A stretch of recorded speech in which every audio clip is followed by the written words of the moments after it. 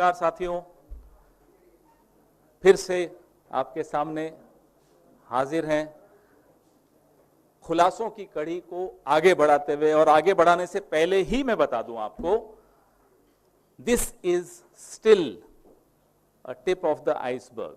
ये अभी जो हम बताने वाले हैं ये भी खुलासे का एक थोड़ा सा हिस्सा है, लंबी कड़ी है। लगातार आपके सामने ऐसे धमाकेदार खुलासे इस संस्था के बारे में, इस संस्था को कैसे खत्म किया जा रहा है उसके बारे में हम बताते रहेंगे।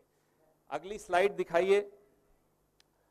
तो अब आपको जो पहले बताया पिछले हफ्ते या इसी हफ्ते की शुरुआत में, वो आईसीआईसीआई था। ये नया खुलासा है कि चेयरपर्सन जो सेबी की हैं माधवीपुरी बुच जी, वो 2018, ये 2018 साल जो है बड़ा महत्वपूर्ण है। 2018 में वो सेबी की होल टाइम मेंबर बन चुकी थी। अब होल टाइम मेंबर बनने के बाद उन्होंने अपनी एक प्रॉपर्टी एक कंपनी को किराए पे दी। आप कहेंगे क्या हो गया? हम अक्सर ऐसा करते हैं, अपनी एक एक्स्ट्रा प्रॉपर्टी है किराए पे दे दी, कोई दिक्कत नहीं होनी चाहिए इस पे। बिल्कुल आपका सवाल जायज होगा। तो 2018-19 का जो फाइनेंशियल ईयर था उसमें इनको 7 लाख रुपए साल का किराया उस प्रॉपर्टी से मिला। 2019-20 ये भी अभी भी वो होल टाइम मेंबर हैं, सेबी में हैं। किराया 36,75,000 उसी प्रॉपर्टी का मिला। आप पूछेंगे 7 लाख से सीधा 36 लाख, तो उसका जवाब मेरे पास नहीं है। हो सकता है कि पिछले फाइनेंशियल ईयर में कुछ महीनों के लिए दिया हो, इसलिए इस पे मैं कोई टिप्पणी नहीं करूंगा। फिर ये बढ़ता बढ़ता 46,05,000 इस साल तक गया। आपको लगेगा कि ये पवन खेड़ा क्यों बोल रहा है, किराए पे दिया तो किराया मिलेगा। किस कंपनी को दिया? अब सवाल यह है कि किस कंपनी को माधवीपुरी बुच जी और उनके पति के नाम की एक प्रॉपर्टी है, बंबई की ये प्रॉपर्टी है। कंपनी का नाम है कैरल इन्फो और services limited, Carol info services limited. आपको फिर भी नहीं समझ में आएगा कि कांग्रेस पार्टी ये नाम ले लेती है कंपनी का। आगे भी तो बताइए, आगे बताते हैं आपको। तो Carol info services limited Wockhardt limited नाम की एक कंपनी का हिस्सा है, प्रमोटर सेम है। फिर भी आपके दिमाग में आएगा कि हां तो क्या हुआ? वोकार्ट एक ऐसी कंपनी है जिस पर माधवीपुरी बुच जी जो सेबी में हैं, सेबी लगातार वोकार्ट पर अपने ऑर्डर्स दे रहा है, उनके केसेस को डील कर रहा है। माधवीपुरी बुच जी चेयरपर्सन है। जिस संस्था की वो चेयरपर्सन है उस संस्था में वोकार्ट कंपनी के केसेस हैं, शिकायतें हैं। इनसाइडर ट्रेडिंग तक का एक केस था जिसका भी सेटलमेंट माधवीपुरी बुच जी जिस संस्था में हैं, जिस संस्था की वो अध्यक्ष हैं, प्रमुख हैं, उस संस्था ने वोकार्ट की इनसाइडर ट्रेडिंग के केसेस का भी निपटान किया। यह है कॉन्फ्लिक्ट ऑफ इंटरेस्ट, मैं इसे करप्शन कहूंगा। This is not just conflict of interest, this is out and out corruption. आप जब होल टाइम मेंबर बनती हैं सेबी की, तो आप एक कंपनी को अपना घर किराए पे दे देती हैं। उस कंपनी के केसेस आपके पास आते हैं। किराया 46 लाख इस साल सालाना किराया था। टोटल अब तक आप उस कंपनी से किराए के 2,16,55,000 ले रखे हैं। हम ये जानना चाहते हैं आपने इस सब को कहां कहां डिक्लेयर किया, किस किस को आपने बताया,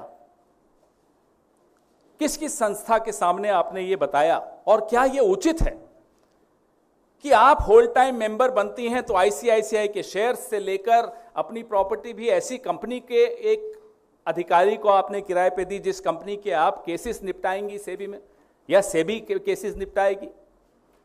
is it legal, is it proper, is it ethical?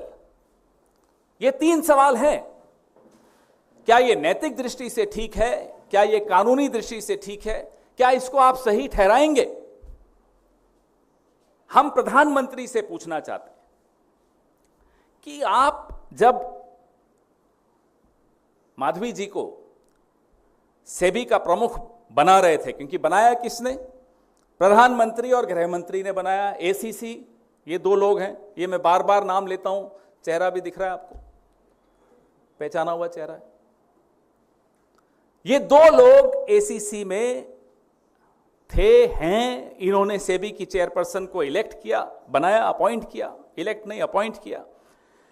तो हम ये जानना चाहते हैं कि क्या ऐसी कोई अंडरस्टैंडिंग थी आपकी सेबी की चेयरपर्सन के साथ कि आपके जो भी व्यावसायिक संबंध आपके परिवार के जिस भी कंपनी से हैं, थे और बनेंगे, उसमें हम हस्तक्षेप नहीं करेंगे? हो सकता है ऐसी कोई अंडरस्टैंडिंग हुई हो, बड़ी जगह पे ऐसी अंडरस्टैंडिंग होती होगी। आजकल न्यू इंडिया, नए भारत में कुछ संभव है। तो अगर ऐसी अंडरस्टैंडिंग थी तो प्रधानमंत्री जी कृपया करके सामने आइए और इस देश को बताइए कि हां, मैंने ऐसी अंडरस्टैंडिंग की थी सेबी प्रमुख के साथ, उनको सेबी प्रमुख बनाने से पहले, कि उनके व्यावसायिक संबंध, उनके और उनके परिवार के जितने भी व्यावसायिक संबंध हैं, जिस भी कंपनी से हैं, उसमें वो हस्तक्षेप सरकार नहीं करेगी, वित्त मंत्रालय नहीं करेगा, सेबी नहीं करेगा। कभी सुना है आपने? एक के बाद एक कॉन्फ्लिक्ट ऑफ इंटरेस्ट सामने आता चला जा रहा है। प्रधानमंत्री चुप है और बाहर जाके बड़ी बड़ी बातें करते हैं इंडिया में इन्वेस्टमेंट्स की। कौन गंभीरता से लेगा? आपने खुद किस तरह के व्यक्ति को एक रेगुलेटरी बॉडी का प्रमुख बनाया है? उनके, जैसे अंग्रेजी में कहते हैं, स्केलेटन्स कितने निकलते चले आ रहे हैं उनके कबर्ड से, रोज निकल रहा है। अभी तो कबर्ड का एक दराज खुला है, कबर्ड में बहुत सारे दराज हैं, दराजों में बहुत सारे स्केलेटन्स हैं, लेकिन कोई जवाब नहीं प्रधानमंत्री को। हम ये भी जानना चाहते हैं कि क्या माधवी जी से पहले और भी लोग अलग अलग रेगुलेटरी बॉडीज में बनाए थे? हमारी सरकार के वक्त भी बनाए थे। कई उदाहरण हैं, मेरी प्रेस रिलीज में मैं आपको उदाहरण भी दूंगा। उन्होंने अपने शेयर्स किसी ट्रस्ट को दे दिए, रेगुलेटरी बॉडी में आने से पहले डिक्लेयर किए क्या क्या उनके व्यावसायिक संबंध थे, क्या क्या उनके इंटरेस्ट थे, वो उन्होंने उसका पहले पूरा निपटान करने के बाद रेगुलेटरी बॉडी में आए। यहां तो आप रेगुलेटरी बॉडी में हैं, आपके पास इनसाइडर इंफॉर्मेशन है, हर कंपनी की आप लेखा जोखा रखती हैं, सब कुछ जानती हैं, और आप ही उन कंपनीज में इतना आपके व्यावसायिक संबंध है उन कंपनी से। ये कैसे संभव हो सकता है?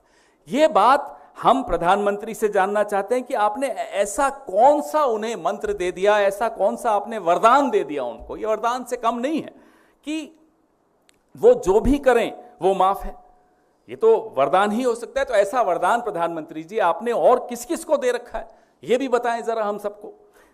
ये सवाल हम लगातार पूछ रहे हैं, माफ कीजिएगा, इसी प्रेस वार्ता से संबंधित ये फोन है तो मैं उठाऊंगा, और ये जानकारियां जो लगातार आ रही हैं जी, तो इस पे भी हम एक प्रेस वार्ता करेंगे। सैलरी एक और, धन्यवाद, थैंक यू, बाद में बात करें। अब आपको आपके सामने हो रहा है, ये लगातार हो रहा है, ऐसी जानकारियां मिल रही हैं कि यही माधवी जी सेबी की प्रमुख और इनके पति और कहां कहां से क्या क्या ले रहे हैं, अभी आपके सामने एक और प्रेस वार्ता का सामान है। ये मजाक की बात नहीं है, बहुत गंभीर बात है। करोड़ों करोड़ों लोगों का आस्था और विश्वास इस रेगुलेटर की वजह से भारत के मार्केट पर है, और रेगुलेटर अगर कॉम्प्रोमाइज्ड है, अगर रेगुलेटर के ऊपर सवालिया निशान खड़े हो जाएंगे तो मेरी और आपकी इन्वेस्टमेंट्स पर सवालिया निशान खड़े हो जाएंगे। यह चिंता है हमारी। चिंता राजनीतिक पार्टी की हैसियत से एक चिंता है, क्योंकि हम इस मिडिल क्लास की जो चिंताएं हैं उसको व्यक्त करने के लिए ही राजनीति कर रहे हैं। इसीलिए हम आपके सामने बार बार इतनी रिसर्च करके आते हैं। हमें चिंता है कि इस देश की जो छवि है, इस देश के मार्केट की जो साख है, उसकी चिंता देश का प्रधानमंत्री नहीं कर रहा। हमें इस बात की बहुत बड़ी चिंता है। आपके सवाल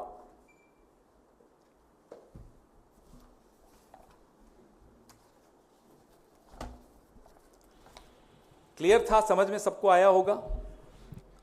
सेबी की होल्ड टाइम मेंबर बनने के बाद अपनी प्रॉपर्टी एक ऐसी कंपनी को किराए पे दी जिस कंपनी के 3-4 केसेस उनकी सेबी में आए हुए हैं, और वो केसेस की जजमेंट आपके सामने है, सब कुछ आपके सामने। और मैंने आपकी सहूलियत के लिए, ताकि जितनी रिसर्च हमें करनी पड़ती है आपको नहीं करनी पड़े, वो नियम भी बता दिए हैं कि किन किन नियमों की अवहेलना इसमें हुई है, कौन कौन से कानून, कौन कौन से नियम इसमें तोड़े गए हैं, वो भी आपके सामने है। पवन जी, ये जो आज अगली फेरिस्त में खुलासा किया है, ये जो रेंटल इनकम है, क्या इसका डिस्क्लोजर कहीं पे भी सेबी प्रमुख ने किया है? पूछिए, हम यही पूछ रहे हैं, कहां कहां आपने डिस्क्लोजर किया? भाई आप मुझे बताइए, बंबई जैसा शहर, आप में से बहुत लोग बंबई से वाकिफ होंगे, मैं तो बहुत अच्छी तरह वाकिफ हूं, जो रेंटल इन्वेंट्री है, जो प्रॉपर्टीज रेंट के लिए अवेलेबल हैं, वो वैसे ही इतनी कम है, तो आपके पास तो बहुत लोग आ जाएंगे अगर आप अपनी प्रॉपर्टी रेंट पे देना चाहेंगे। आपने यही कंपनी क्यों चुनी?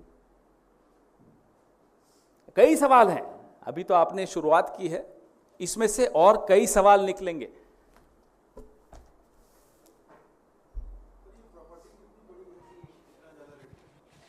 ये जानकारी आपको उन्हीं से लेनी चाहिए।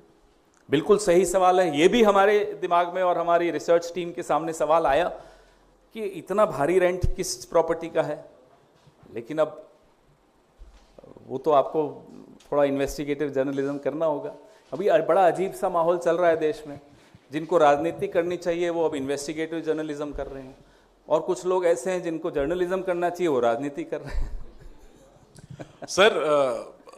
सर इधर सर, पार्लियामेंट की जो पीएसी है उसके चेयरपर्सन केसी वेणुगोपाल हैं, कांग्रेस सांसद और नेता, उसकी जो बुलेटिन जारी हुई है उसमें रेगुलेटरी बॉडीज की समीक्षा की बात है। क्या कांग्रेस चाहेगी कि पीएसी जो है, चूंकि सरकार गंभीर नजर नहीं आ रही है सेबी चेयरपर्सन पर लग रहे आरोपों के मद्देनजर, क्या ऐसे में कांग्रेस ये मांग करेगी और चाहेगी कि पीएसी समन करे सेबी चेयरपर्सन? पहली बात तो ये कि ये बात आपकी गलत है कि सरकार गंभीर नहीं नजर आ रही। सरकार डरी हुई है। अब वो सरकार नहीं रही जो आज से 6 महीने पहले की सरकार थी। अब इस सरकार का हर विभाग में कोई ना कोई अफसर ऐसा है जिसको समझ में आ गया कि डरने से काम नहीं चलेगा। वो फोन उठाता है और बताता है कि कितना डर है सरकार के भीतर। तो सब जानकारियां सबके पास हैं, आपके पास भी हैं। सरकार बहुत डरी हुई है। अब रही बात पीएससी की, तो ये तो एक कमिटी है। कमिटी का क्या निर्णय होगा वो तो मैं नहीं बता सकता। वो आप बता रहे हैं कि कोई बुलेटिन आया, मैंने नहीं देखा, तो जो भी कमिटी डिसीजन लेगी वो आपके सामने होगा, मुझे आइडिया नहीं है उसका। अब ये आप पीएससी के चेयरपर्सन से पूछिएगा, लेकिन अभी हम लोगों का जो यहाँ काम है वो है सारे खुलासे आपके सामने, इस देश के सामने और इस देश की सरकार के सामने रखना। हमें मालूम है सरकार को इससे ज्यादा मालूम होगा, और हो सकता है इसी कारण से एक ऐसे व्यक्ति को एक रेगुलेटरी बॉडी में रखा गया है जिस व्यक्ति को वो दबा सकते हैं, क्योंकि वो कॉम्प्रोमाइज्ड है। If the head of the regulatory body is compromised, then that head becomes pliable. Perhaps that was the objective behind appointing somebody as pliable as this, somebody as compromised as this.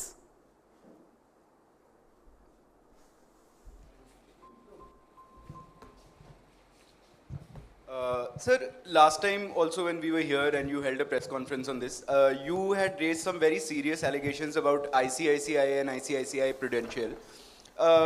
We've asked this question, but I would again want to ask if you would like to reveal the source for that information, because the bank has denied those allegations. No, bank in fact ended up giving you a lot of information through that denial. And based on that information, based on that so-called denial, we held another press conference and exposed them.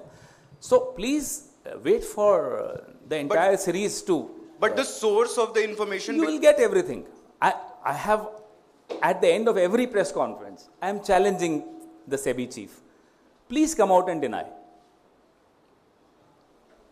पवन जी, जिस तरह से आपने तमाम आरोप माधवीपुरी पर लगाए, इसके अलावा माधवीपुरी जी पे नहीं लगाए, सेबी की चेयरपर्सन पे। सेबी की चेयरपर्सन पर लगभग 500 कर्मचारी सेबी के हैं जिन्होंने वित्त मंत्रालय को पत्र लिखा है। कहाँ पे उन्होंने कहा कि हमारा यहाँ पे वर्क कल्चर खराब हो रहा है, यहाँ का माहौल टॉक्सिक है।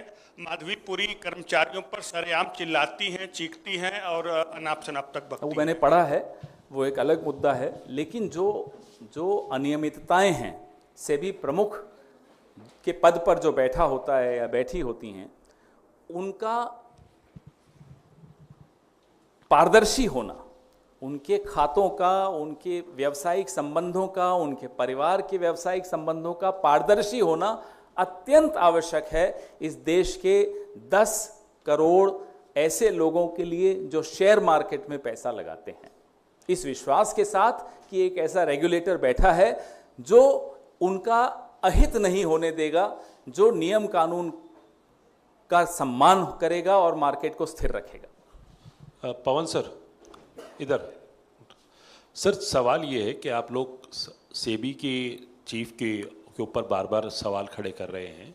कोई आइडिया आप लोगों ने लगाया कितना नुकसान एक कॉमन इन्वेस्टर का हुआ होगा और कितना बड़ा आप ये इस तरीके का स्कैम बता रहे हैं, तो कितनी इंटेंसिटी इसकी हो सकती है?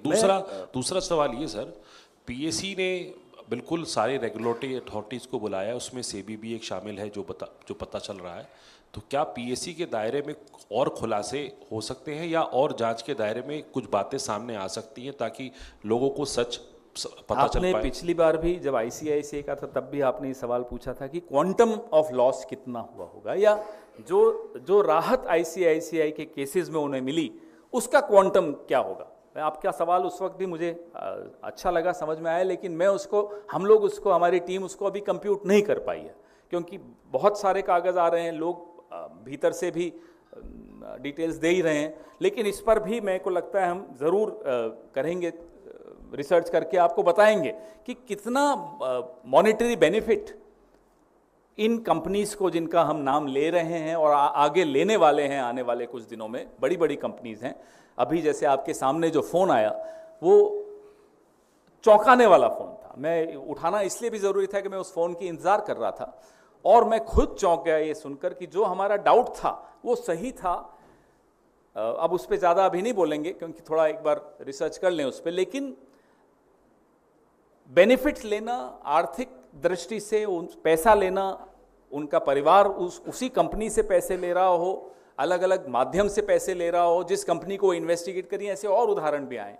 तो एक बार सब इकट्ठा हो जाए फिर हम ज़रूर उस पर रिसर्च करके आपको बताएंगे। रही बात पीएससी की, तो देखते हैं, अभी आप ही से मुझे मालूम पड़ा कि इस तरह का कोई बुलेटिन में आया है, तो मुझे उसकी जानकारी नहीं थी। धन्यवाद।